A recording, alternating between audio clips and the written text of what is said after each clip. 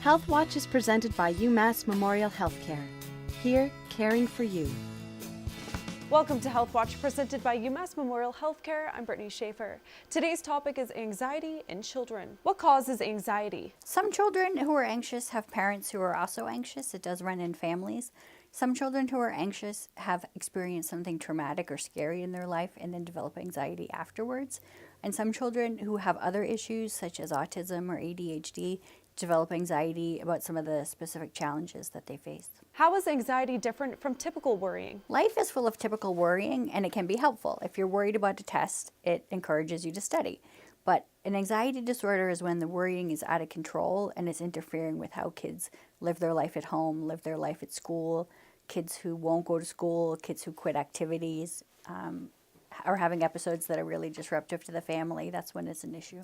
How common is anxiety in children? One reference I read said 6 to 20% of children meet the definition of an anxiety disorder at some point in their childhood, and about half of those have a real significant impairment in living their life. In what different ways can anxiety present in children? Anxiety can present in a lot of different ways, and it can vary depending on how old the child is. Some young children, preschool age, will refuse to separate from their parent to a degree that's different than other kids their age.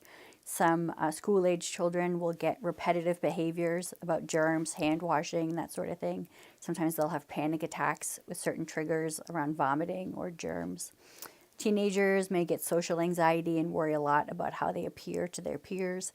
Some of these teens may start drinking or doing drugs to relax in these situations. And then some children may have behavioral outbursts, be really out of control, rage attacks, temper tantrums when they face a situation that makes them anxious. So sometimes anxiety doesn't even always look like anxiety. You have to dig a little deeper. When should you see a pediatrician about your anxious child? When the anxiety is interfering with how the child is living their life, they should get seen. So if a kid will not go to school, if they're quitting their sports, if they are getting into trouble with drugs and alcohol, when the family life is getting disruptive because of the behaviors that the child is doing because they're anxious, then it's time to seek help. What treatments and resources are there for anxiety? There's a lot of really great treatments for anxiety. One is a certain kind of therapy called CBT, where children are taught to challenge their anxious thoughts and reframe them. It's very effective therapy. Also, medication is really effective, and medication and CBT together is probably the most effective treatment. Mindfulness can also be a useful tool for anxiety. And there's also resources parents can consult before they go to the pediatrician. One great website is the Child Mind Institute, which has a lot of really good articles on pediatric mental health.